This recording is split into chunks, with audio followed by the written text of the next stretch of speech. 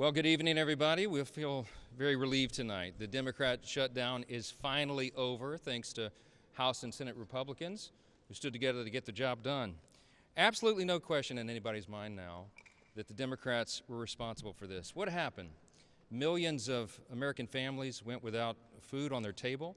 You had millions of Americans stranded in airports with their flights canceled and delayed.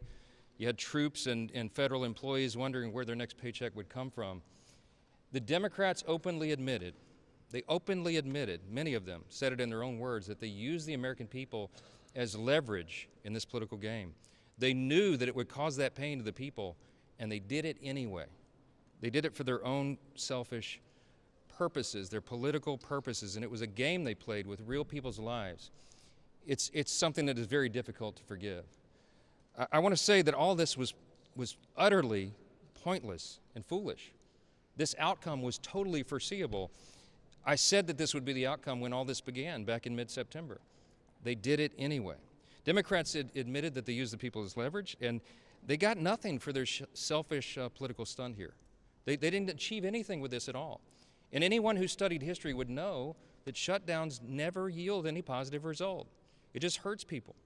I said on the House floor a little while ago that we did all this in good faith. From the very beginning, I was insistent about this. Our leadership team was. The Republicans did the right thing. We had a nonpartisan continuing resolution. We didn't have any Republican priorities on it at all.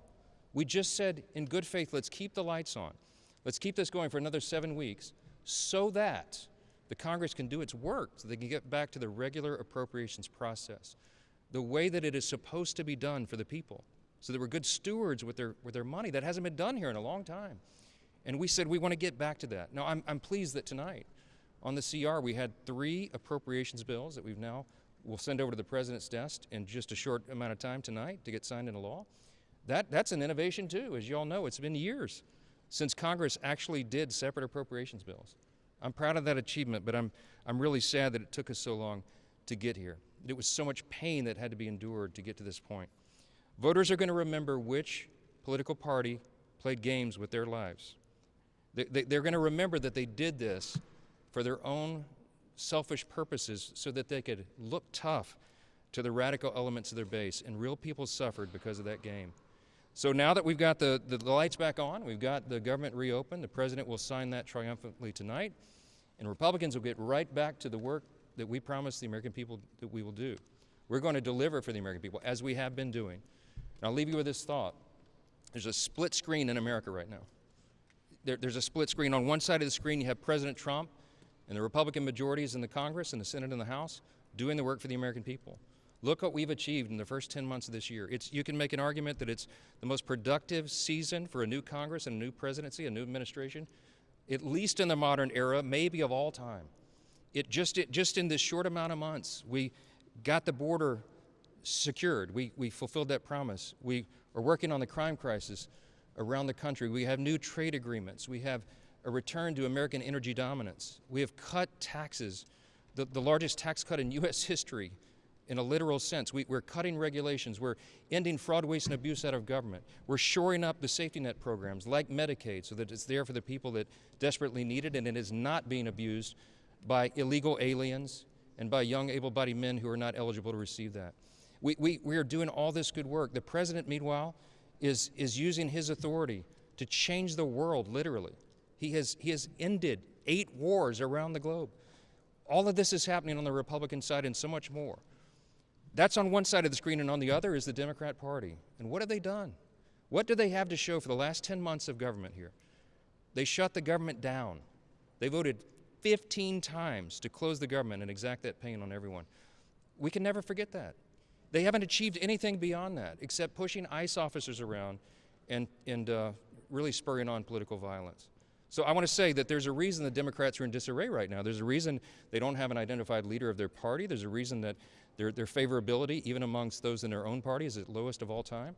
They don't have a platform, a principle they can defend. They don't have a leader, except for Mondami, who's the new mayor of New York City and leading the party into Marxism and socialism. I think everybody should consider that split screen. I think you should look at it truthfully and honestly and objectively. And I think you can evaluate for yourself which party's working for the people. We're anxious to get that done, to work on health care and affordability and all the issues to continue doing what we've done. And we look forward to rolling that out for you in the next several days. A few questions, yes? You said earlier that you would repeal that FBI provision that's in the bill right now. Do you have assurances from Leader Thune that he will bring it up in the Senate? I did call Leader Thune this morning. I want to say that he's a principled leader. I've enjoyed working with him. We've got a great working relationship and a good friendship. He's a trustworthy, honest broker. And that's why I was so surprised when we found out about that provision. It was put in our clean CR at the last moment. I'm just to be honest, I'm very transparent with you all. I was very angry about it. I was. And a lot of my members called me and said, did you know about it? We had no idea. That was dropped in at the last minute.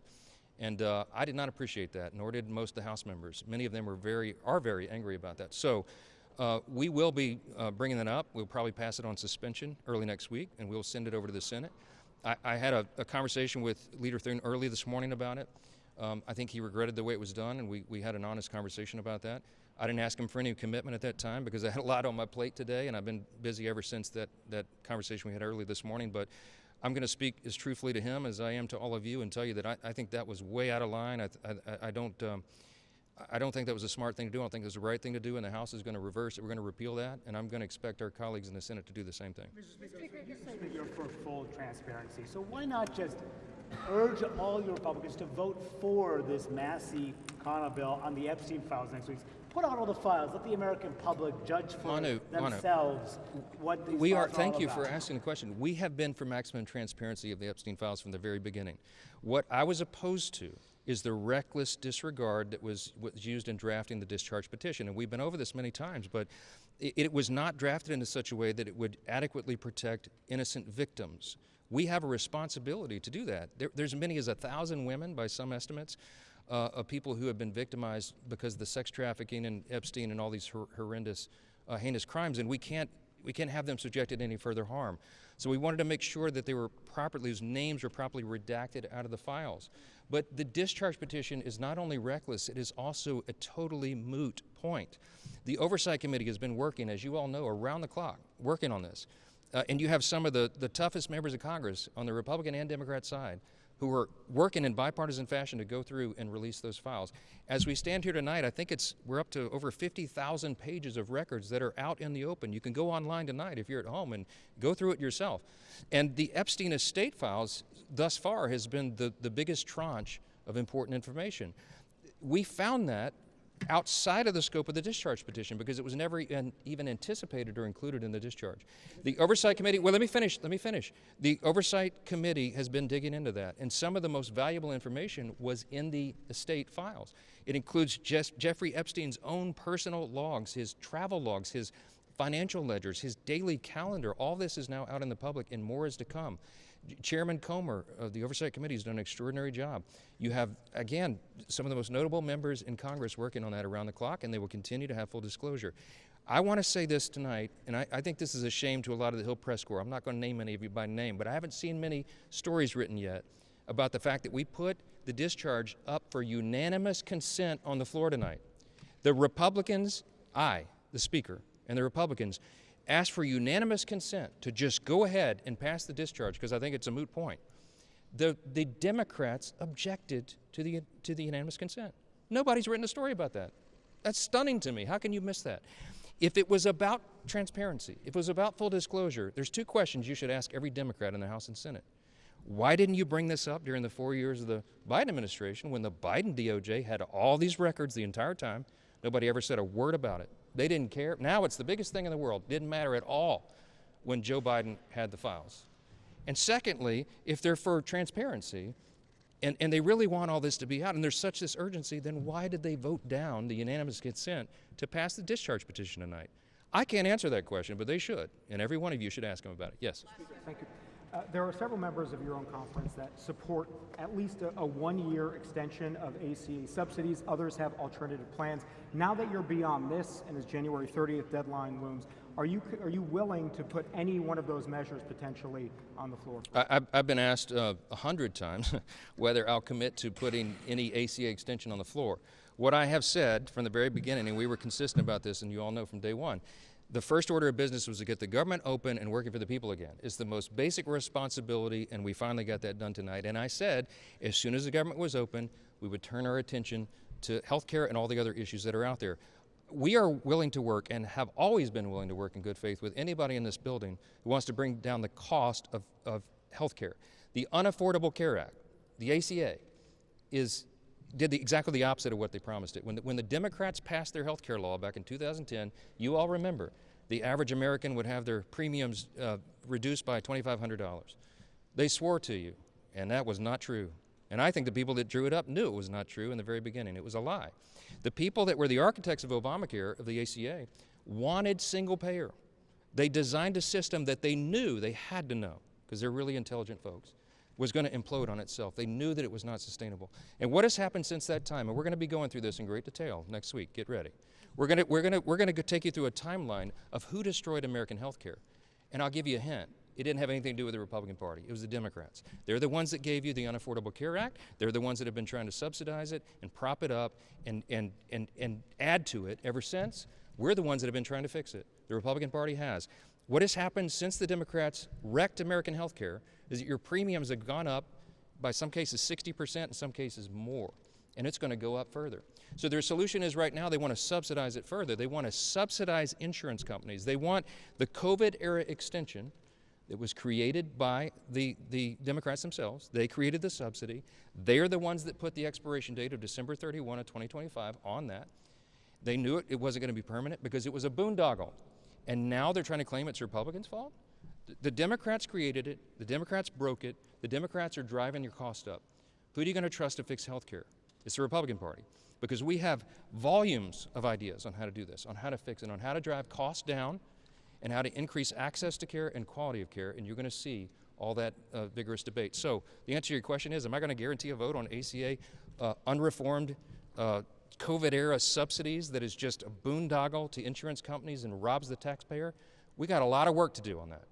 The Republicans would demand a lot of reforms before anything like that was ever possible, and we have to go through that deliberative process. We have currently 433 members of the House of Representatives. There's a lot of opinions in this building, and on our side, certainly a lot of opinions on how to fix health care and make it more affordable. I have to allow that process to play out. I'll leave you with this. The biggest objection that I had to Chuck Schumer and Hakeem Jeffries, who were playing political games with people's lives when they shut the government down, was Chuck Schumer came out and said the quiet part out loud. I don't even think he realized, he has no self-awareness. But he came and cried to all of you that I would not agree to go into a back room and make a four corners agreement on these issues. That just he and I and Hakeem Jeffries and Leader Thune would go in a room and make this decision for the entire population of America and block out all of our colleagues as if they had no voice in it. That is why Washington is broken. That's why Congress hasn't worked well for people. That's why they don't have a lot of faith in what goes on here. And I'm committed to trying to restore that faith. And one way we do that is we get back to regular order, and we allow all the duly elected members of this body to have their voices heard. I'm not playing games, and Chuck Schumer, I'm not going in a back room with you and making a four corners deal on anything. And I hope you understand that. Thank you all. We got the government open. Let's celebrate tonight. Who supported the package tonight, sir? They did the right thing.